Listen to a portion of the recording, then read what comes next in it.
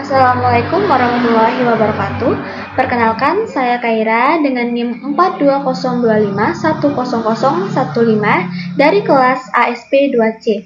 Nah, di sini saya akan menjelaskan mengenai keuangan negara sebagai bentuk tugas mata kuliah pengelolaan keuangan negara dan daerah.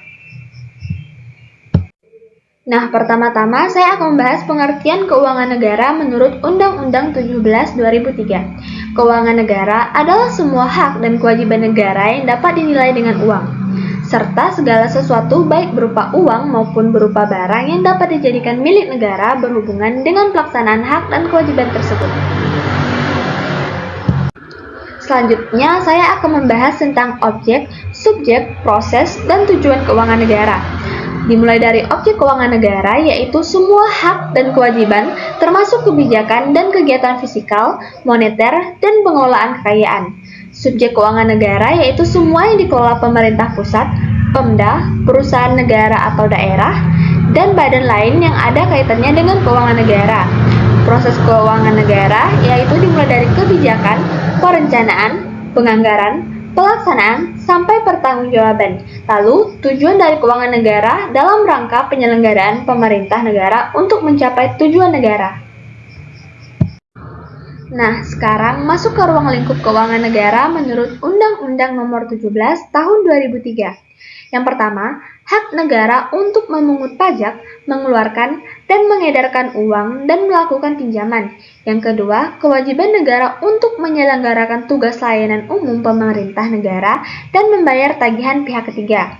Yang ketiga, penerimaan negara. Yang keempat, pengeluaran negara. Yang kelima, penerimaan daerah. Yang keenam, pengeluaran daerah. Yang ketujuh, kekayaan negara atau kekayaan daerah yang dikelola sendiri atau oleh pihak lain berupa uang, surat berharga, piutang, barang, serta hak-hak lain yang dapat dinilai dengan uang, termasuk kekayaan yang dipisahkan pada perusahaan negara atau perusahaan daerah.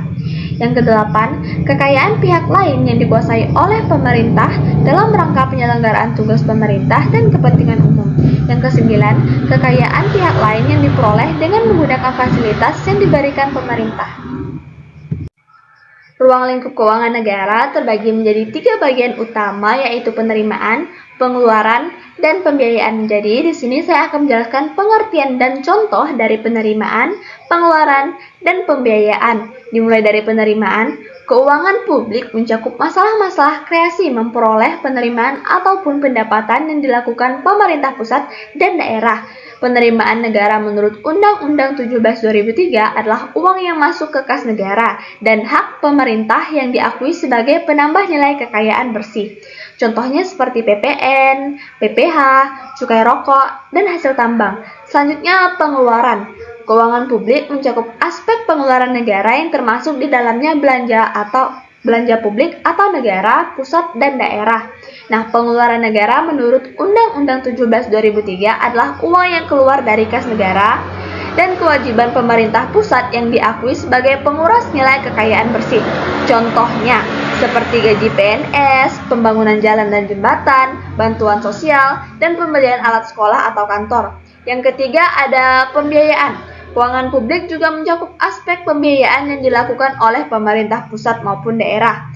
Pembiayaan adalah setiap penerimaan yang perlu dibayar kembali atau pengeluaran yang akan diterima kembali baik pada tahun anggaran yang bersangkutan maupun tahun-tahun anggaran berikutnya.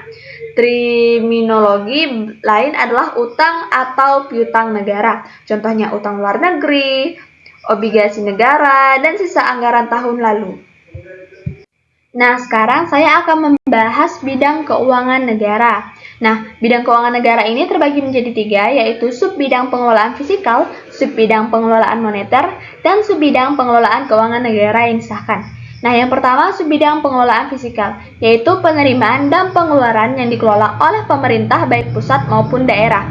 Contohnya seperti pajak, belanja negara, subsidi dan bantuan sosial, dan pengelolaan defisit APB. Bidang pengelolaan moneter, ranah kekuasaannya Bank Sentral, kebijakan pemerintah dalam mencetak dan mengedarkan uang dan mengatur suku bunga perbankan dan lain sebagainya. Contohnya seperti suku bunga, pengendalian inflasi, operasi pasar terbuka, dan stabilitas nilai tukar rupiah. Yang ketiga ada subbidang pengelolaan keuangan negara yang disahkan. Nah, Ini termasuk ke aset-aset negara atau uang-uang negara yang disertakan pada badan-badan usaha milik negara maupun daerah. Contohnya seperti pelaksanaan APBN, perbendaharaan negara, laporan keuangan pemerintah, dan pengawasan atau audit oleh BPK. Nah, untuk pemegang kekuasaan pengelolaan keuangan negara, yang pertama ada presiden sebagai kepala pemerintah yang memegang kekuasaan tertinggi dalam pengelolaan keuangan negara. Kemudian di bawahnya ada menteri keuangan yang bertugas membantu presiden dalam mengelola keuangan negara seperti penyusunan anggaran dan pengawasan keuangan. Nah, selanjutnya ada menteri atau pimpinan lembaga yang bertanggung jawab mengelola anggaran di kementerian atau lembaga masing-masing. Dan yang untuk daerah ada gubernur, bupati, serta wali kota yang berperan sebagai pengelola keuangan daerah sesuai wilayah pemerintahannya. Nah, mengenai undang-undang yang mengatur kebijakan moneter, pasal yang mengatur tentang kebijakan moneter ialah yang paling utama adalah pasal 23 tahun 1999. Ini adalah landasan hukum utama yang memberikan independensi kepada Bank Indonesia untuk menetapkan dan melaksanakan kebijakan moneter. Tujuannya untuk mencapai dan memelihara kestabilan nilai rupiah, baik terhadap barang dan jasa maupun mata uang-uang asing. Nah, fungsinya yaitu mengatur jumlah uang yang beredar, menetapkan sasaran moneter dengan memperhatikan sasaran laju inflasi, dan melakukan pengendalian moneter. Selanjutnya, hubungan subjek pengelolaan keuangan negara. Nah, keuangan negara ini melibatkan berbagai pemerintahan dan juga lembaga. Nah, untuk pemerintahan ada seperti pemerintahan pusat, pemerintahan provinsi, dan pemerintahan kabupaten atau kota. Untuk lembaga pengelolaan kekayaan negara yang dipisahkan ada BUMN atau BUMD keuangan dan BUMN atau BUMD non keuangan. Nah, untuk BUMN atau BUMD keuangan di bawahnya ada lembaga moneter termasuk bank sentral dan lembaga non moneter. Yang terakhir mengenai paradigma baru. Nah, jadi terdapat beberapa perubahan mendasar. Yang pertama dari financial administration ke financial management. Nah, jadi sekarang pengelolaan keuangan negara tidak hanya mencatat tapi juga mengatur agar lebih efisien dan bermanfaat. Lalu ada let management manage, yaitu memberi kewenangan kepada pengelola keuangan kepada masing-masing daerah tanpa selalu menunggu persetujuan dari pusat. Dan yang terakhir ada check and balance mechanism. Meskipun pengelolaan atau daerah dibebaskan dari pengelolaan keuangan, tetapi tetap ada pengawasan agar tidak terjadi penyalahgunaan. Nah, berakhir sudah penjelasan saya mengenai materi keuangan negara. Kurang lebihnya saya minta maaf dan saya Kaira, saya pamit undur diri. Wassalamualaikum warahmatullahi wabarakatuh.